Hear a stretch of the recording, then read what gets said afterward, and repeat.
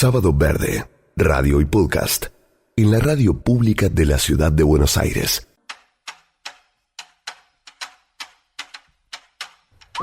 Bueno, nos acompaña en este tramo del programa Hernán Nadal, con una larga trayectoria en comunicación. Trabajó en Greenpeace Andino, que reúne a varios países de la región.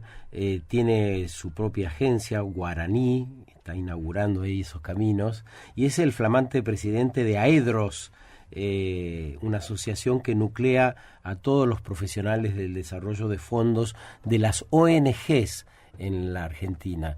Y nos pareció lindo invitarlo porque vamos a arrancar con él y vamos a presentar dentro de un rato un nuevo espacio que vamos a dedicar a las organizaciones no gubernamentales para conocer parte de lo que hacen y de por qué a veces cuando esas organizaciones van a golpear la puerta está bueno atenderlas. Gracias, Hernán, ¿cómo te va? ¿Qué tal? Gracias por la invitación. Un gusto, un placer poder compartir un rato en un tiempo tan complejo, fascinante a la vez. Arrancamos el programa con Lucrecia Martel, la salteña, la directora de cine, que nos decía, es un tiempo para hacer, este es un tiempo para no quedarse adormilados, es un tiempo para que podamos desarrollarnos en todos los campos y pensar inédito, pensar diferente. Y bueno, y el tema central de hoy tiene que ver con los glaciares. ¿Qué se te ocurre? ¿Qué cosas estás sintiendo? ¿Qué se te viene cuando ves estas cosas? Bueno, primero mucha bronca porque justamente la ley de glaciares es algo que trabajamos durante muchos años estando en Greenpeace y todo el movimiento ambiental. Primero con el primer veto de Cristina, después para lograr la nueva sanción de la ley y después para la implementación, esto que venían charlando hace un rato, de el inventario de glaciares, ¿no? Que también tuvo sus resistencias en las provincias. A veces cuando uno charla con colegas de otros países, sobre todo con los colegas por ahí de Europa, cuenta que en Argentina siempre es mucho más difícil porque en otros países las organizaciones luchan por conseguir una ley y cuando la consiguen ya está. Ya está, claro. No hay en que hacer más Argentina nada. se consigue una ley, después tenés que luchar para reglamentarla, después para luchar para que vayan los fondos, como por ejemplo con la ley de bosques, y después tenés que evitar que, también por la lógica que tiene Argentina de la federalización de los recursos, que las provincias hagan lo que tienen que hacer. Además. Y en este caso ya algo que es totalmente inédito, que venga un gobierno y que de un plumazo destruya todos los logros ambientales de los últimos 40 años sin que haya ninguna otra resistencia, aprovechando siempre estas cosas que son las crisis graves que aprovechan los gobiernos para hacer todos estos desastres que hacen, ¿no? No solamente en Argentina, sino en otros lugares del mundo. Esto asociado a que se va achicando el espacio democrático en la mayoría de los países del mundo. Cada vez más criminalización del activismo, leyes que van haciendo que sea más difícil protestar, la reducción también de los espacios de comunicación donde las comunidades pueden decir lo que les pasa, ¿no? Y con esa lógica que parece que en las redes sociales todos podemos hablar igual, y hay una cierta libertad de expresión, pero no hay una libertad de alcance, ¿no? El alcance que se ve dentro de las redes es diferente de acuerdo al tema que se trate. Qué interesante esta relación que haces con el debilitamiento democrático, que no es otra cosa que el debilitamiento de la participación ciudadana. Y esto lo podemos ver en las últimas elecciones. La mitad del electorado no fue a votar, y no fue porque se quería quedar rascando la panza en su casa o comiendo un asado, porque no se puede tanto, ni siquiera eso en Argentina. Yo creo que fue porque la representación establecida, no importa de qué partido político, pero quienes se adjudican esa participación, no nos están representando. Sí, y se ve mucho por ahí en los distintos estudios que hacen las organizaciones, por ejemplo en Argentina, con las que trabajamos dentro de AEDROS, de cómo los distintos sectores de la población reaccionan frente a cada cosas, ¿no? Y entonces hay un debilitamiento de la confianza en todas las instituciones. Eso. ¿No? Y también es un debilitamiento de la confianza de las organizaciones sociales, que no es casual. Hay un ataque de muchos de los gobiernos contra las organizaciones sociales. Los gobiernos anteriores, por ejemplo en Argentina, que hacían campaña afuera para que no le den financiamiento a las organizaciones en Argentina, y este gobierno que va de pleno contra todas las organizaciones, ¿no? Tratando de ensuciar a todas las organizaciones sociales y desprestigiándolas. Y esto es una cosa, por eso yo digo que no es solo de Argentina, sino que se ve a nivel mundial. Después hay procesos que tienen que ver, ¿no? Hace un ratito hablaban de la importancia de los glaciares del lado de la ciencia. Yo creo que y decían, bueno, esta gente no entiende. Sí entiende, no es que no entiende. Claro. Lo único que están priorizando es solo una mirada económica para ciertos sectores. Entienden que va a tener un impacto. Y esto que vos decías, bueno, pero mirá lo que hacen en Chile. Entonces dice, bueno, si los otros destruyen todo, nosotros también. No, o esa lógica que antes me lo decían cuando estaba en Greenpeace, de la izquierda o de la centroizquierda, y ahora de la derecha. Son los mismos argumentos. Si los otros destruyeron todo, ¿por qué nosotros no? ¿Por qué sos anti-argentino y no querés el desarrollo? ¿No? Qué lógica perversa, porque eso aplica también para la Corte Suprema de Justicia. Si los otros tenían una Corte Suprema puesta a mano, a dedo, nosotros también, pero nosotros somos democráticos. Sí, esa lógica de, bueno, si los otros robaron, los otros hicieron esto nos habilita a nosotros también. En vez de pensar, bueno, si los otros hicieron las cosas mal, nosotros las tenemos que hacer bien. Entienden esto de pensar ciertos lugares como zona de sacrificio. Antes estaba muy lejos y la gente por ahí la gente que vivía en las grandes ciudades no se enteraba. Ahora cada vez las zonas de sacrificio están más cerca y el sacrificio somos nosotros. Y esta separación, ¿no?, entre lo que es la naturaleza y las personas, que es una cosa también construida, que tiene que ver como nosotros pensamos la cultura, que en otras culturas no es así. Claro, alejados. Y qué increíble un país como la Argentina, con su extensión, la variedad de paisajes y demás, que nos sintamos fuera todavía, ¿no?, de ese gran ecosistema, ¿no?, de los reinos de vida. De vuelta, todas estas cosas son construcciones. Imagínate que los que estudian ciencias políticas miran los grandes grupos de poder y van los sindicatos, los militares, la iglesia, el gobierno, pero por ejemplo no están las tecnológicas. Las tecnológicas, que son las que todo el día definen qué cosas vemos, qué cosas leemos, qué videos miramos, no están como un grupo de poder. Y sin embargo son uno de los grupos de poder más importantes. Bueno, en Estados Unidos se ve claramente que son los que apoyan a este gobierno que está liderando Donald Trump. Y bueno, y el caso de Elon Musk, que es lo más evidente, que incluso se pelea con Donald Trump y baja toda la visibilidad que tienen las personas que apoyan a Trump, se amiga y los vuelve a subir. Entonces ahí el tocar ese algoritmo, ¿no?, que parece que fuera algo dado y objetivo, y sin embargo es una construcción. Alguien construye esos algoritmos, alguien hace que siempre veamos lo mismo que nosotros queremos ver, y bueno, eso tiene un impacto también en la política, ¿no? Con tantos años en la comunicación, en esta idea de relacionar procesos y lo que va sucediendo, esto que venís contándonos, ¿qué se te ocurre que el nuevo tiempo, el nuevo escenario con tantas variables diferentes, cuál se te ocurre como el camino posible para que la ciudadanía pueda expresarse, para que pueda haber una democracia de verdad más participativa, ¿no?, que tenga sustento, quiero decir? No tengo la solución. Creo que hay varios caminos. Obviamente que en todo sistema siempre hay grietas en estas construcción de una participación que está completamente ligada a nuestra vida digital. Estamos conectados todo el tiempo. Hay un debate que se da ahí adentro. Entonces, el entender cómo funcionan las redes, cómo funciona la inteligencia artificial, ¿no?, que cada vez va a tener mucha más incidencia sobre lo que pensamos. Antes vos entrabas en Google y tenías 50 respuestas sobre las que vos podías elegir, o 50.000, y vos podías elegir. Ahora directamente te da una como válida. ¿Y cuál te va a dar la respuesta válida? La que sea más probable que vos creas o que te deje contento, porque va aprendiendo sobre el usuario, y si vos entras a por ejemplo, el ChatGPT, vas a ver todo lo que sabe de vos porque vos le fuiste dando información. Por eso hay tanta gente que lo usa como psicólogo a una herramienta de inteligencia artificial. Entonces, hay alguien que diseña el algoritmo. Esas inteligencias artificiales están entrenadas con una determinada cultura y una determinada cosmovisión.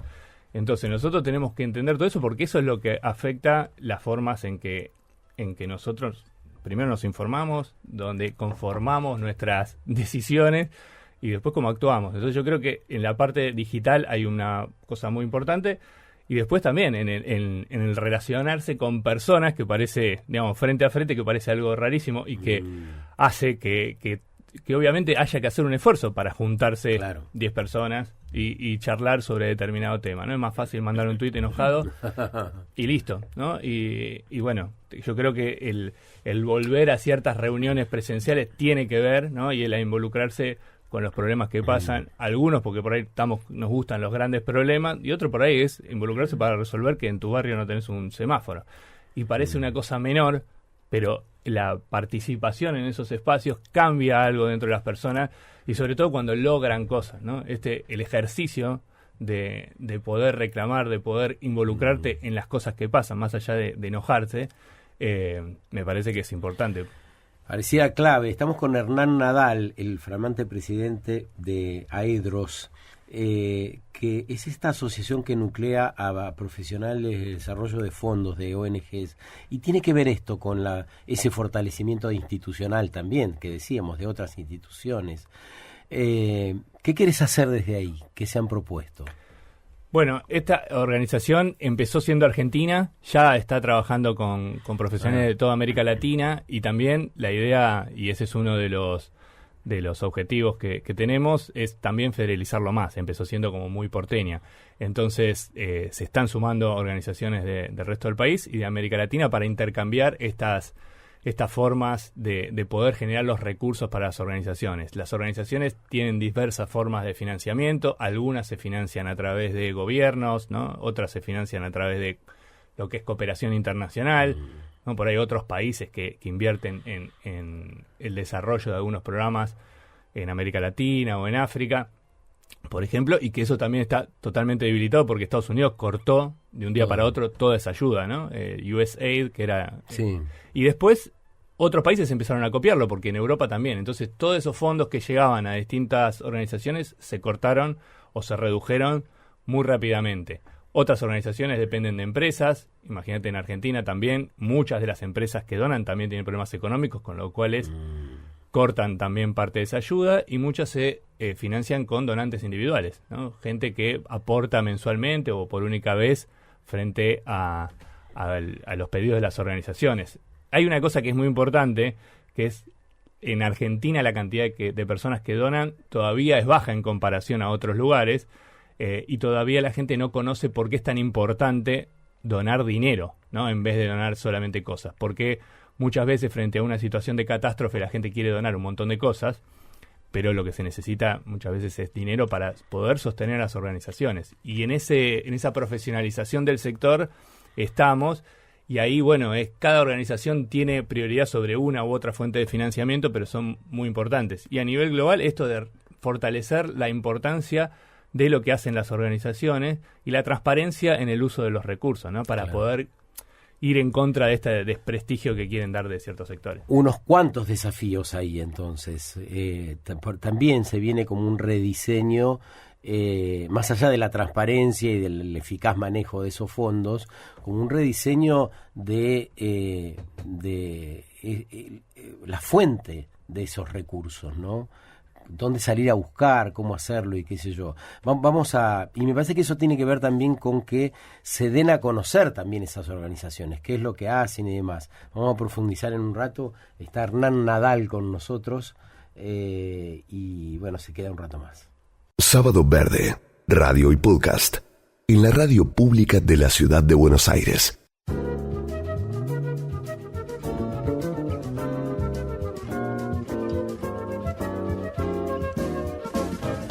Bueno, estamos con Hernán Nadal de AEDROS para presentar justamente a partir de la semana que viene diferentes organizaciones de la sociedad civil para que conozcamos qué hacen, cómo lo hacen y cuáles son sus necesidades también. Así que lo que quieras decirnos como introducción para esto, Hernán. Bueno, hay dentro de AEDROS profesionales de muchas organizaciones diferentes que hacen cosas distintas. Hay organizaciones ambientales, organizaciones que son religiosas de distintas religiones, organizaciones conservacionistas, hay organizaciones que trabajan con niñez. O sea, las temáticas son muy variadas y la idea es seguir presentando todos los sábados una de ellas que cuente exactamente qué hace, cuáles son sus programas y cuáles son las fuentes de financiamiento que tienen.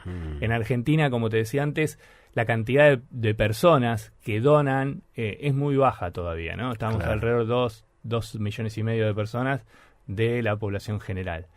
Muchas porque no tienen recursos por ahí para donar, pero no es tanto por eso, porque el donar es una decisión política, ¿no? Uno está votando con su billetera todos los meses a los valores que cree. Todos tenemos alguna organización que podría representar los valores que tenemos, ¿no? Y que obviamente mediante nuestra donación se pueden hacer reales esos valores con las organizaciones que trabajan en ese sentido. Y una cosa que es fundamental, cuando se hacen investigaciones de las personas que no donan, 9 de cada 10 dice que no donan porque nunca le pidieron. Entonces, eso es algo que tenemos que cambiar de las organizaciones. Hay que pedir más y hay que pedir en forma más reiterada para que las personas entiendan por qué tienen que donar recursos a una organización y no solamente, como por ahí dice mucho, bueno, yo le dono a alguien cuando necesita. En Argentina hay mucha gente que dona por ahí, incluso a veces impulsivamente, ¿no? O a sus familiares también, porque a veces hay un apoyo económico y está buenísimo. Pero para cuestiones más estructurales es necesario tener una organización atrás que pueda gestionar esos recursos de una manera eficaz. Lo mismo con las empresas y también esto de la transparencia y la rendición de cuentas, de cómo hacen para llevar adelante sus programas de una forma transparente y también explicar que las organizaciones necesitan tener una estructura para operar, ¿no?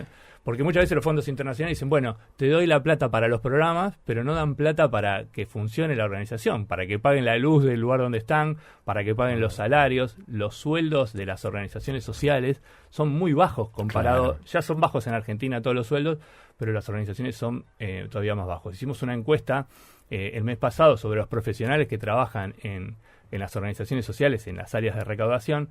Es un porcentaje mayoritario de mujeres, pero casi el 90% tienen o estudios de grado o posgrado, y sin embargo tienen salarios que no pasan el 1,5 millones de pesos para un sector que está muy, muy formado en lo que hace. Entonces, la profesionalización también tiene que ver con que, ¿no?, las personas que trabajan en las organizaciones tienen que cobrar sueldos, y sueldos que les permitan vivir, ¿no?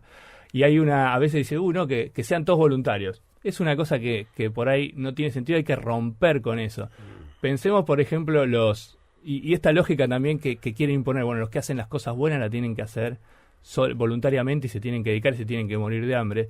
Por ahí el presidente o el CEO de una empresa que genera daños terribles en el ambiente, por ahí se lleva un bono de $100 millones, ¿no? Todos los banqueros que generaron la crisis del 2008 se llevaron bonos de 50 y $100 millones. Y una persona que trabaja en una organización que por ahí le da de comer a 300 personas tiene que cobrar un sueldo de miseria o nada a veces. Entonces esa lógica de los que hacen las cosas mal se llevan todo el dinero, los que hacen las cosas bien no se pueden llevar nada, tiene que cambiar también. Qué bueno. Bueno, ya saben, a partir de la semana que viene, conocer todo esto, porque te preguntaría de final, ¿por qué es importante que existan estas organizaciones para un momento como el que hemos descrito durante todo el programa? Primero porque es un lugar donde en cada una de estas organizaciones se encuentran las personas que, como decía Valeria antes, que tienen ciertos valores en común, que puede ser la defensa del ambiente, puede ser luchar contra la pobreza, puede ser que lograr que todas las personas tengan acceso a una vivienda digna. Se reúnen y a su vez pueden reunir a más personas que están detrás de ellos y que quieren que esas cosas sean reales. Las organizaciones sociales nunca van a reemplazar el Estado, son otra parte del ecosistema, de la forma que se organizan las personas, y van sobre cada una sobre un objetivo específico. Entonces también es muy importante que encontremos cuál es la organización que más nos representa, que más representa nuestros valores, porque hay muchísimas, y muchas veces la gente dice, yo quisiera ayudar, pero no sé cómo. Bueno, hay una organización seguramente en tu país que pueda hacer que eso que vos soñás se haga realidad. Y vos tenés que ayudar con tu pequeño aporte. Bueno, la radio pública de la ciudad de Buenos Aires va a mostrar ese abanico cada sábado, a partir del próximo, del que viene. Bueno. Sí, ¿no? Un abrazo, muchas gracias. Muchas gracias por la invitación. Hernán Nadal con nosotros un rato en el programa de hoy. Sábado Verde, radio y podcast, en la radio pública de la ciudad de Buenos Aires.